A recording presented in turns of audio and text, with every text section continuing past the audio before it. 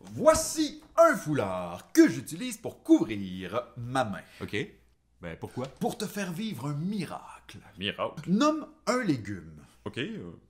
Un céleri. OK? Tadam! Wow! Et crois-le ou non, je vais te révéler comment je réussis à faire ça. Non.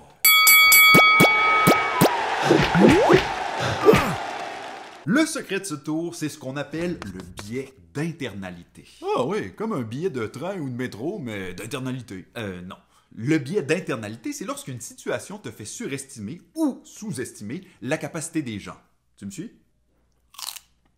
Ben, c'est un biais cognitif qui peut te faire croire que tes amis sont très intelligents ou à l'inverse très stupides alors que c'est pas le cas. Ah oui?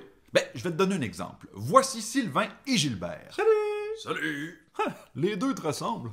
Oui, c'est normal, c'est moi qui joue tous les rôles dans la vidéo, même le tien.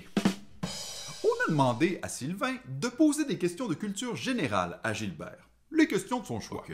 Voici le résultat. Quelle est la capitale de la Bulgarie? Aucune idée. C'était Sofia. Comment se nomme un potage à base de légumes crus servis froids? Ah, une gazpacho. Oui, bravo! Merci. Que retrouve-t-on sur le drapeau du Liban? Une étoile? Non, c'était un cèdre. À la lumière de cet échange, qui est le plus cultivé selon toi, Sylvain ou Gilbert? Bah, Sylvain, apparemment. Voilà, ça démontre bien le biais d'internalité. Ah, pourquoi? Eh bien, tu n'as probablement pas considéré que Sylvain avait un bon avantage ici. Ouais!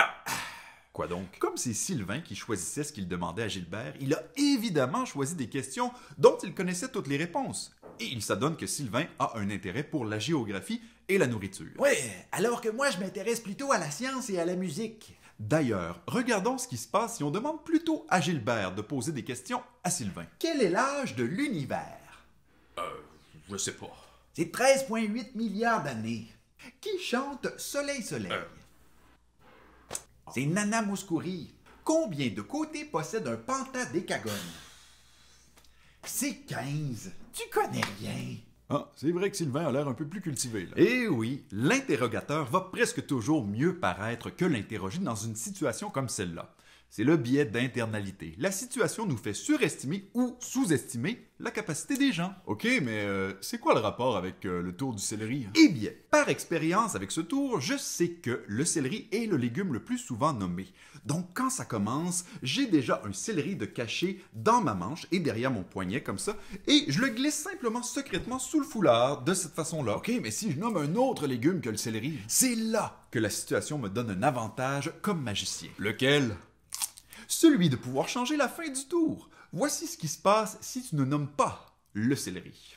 Nomme un légume. Un oignon. OK. Non seulement je viens de faire apparaître un oignon sous le foulard, mais en plus, je viens de le transformer en céleri. Très drôle. Non mais plus sérieusement, voici le vrai tour que je vais te montrer. Tu vois le céleri? Je le couvre d'un foulard et là, attention. 1, 2, 3. Et le céleri disparaît complètement. Oh, wow, il est disparu. Comme pour les questions de Sylvain et Gilbert, j'ai l'avantage de choisir le tour de magie que je fais. Et comme tu ignores comment le tour se termine, je peux modifier la fin selon ta réponse pour toujours finir sur une bonne note. Ah, c'est original comme astuce. Oui, c'est original. Comme ton lunch d'ailleurs.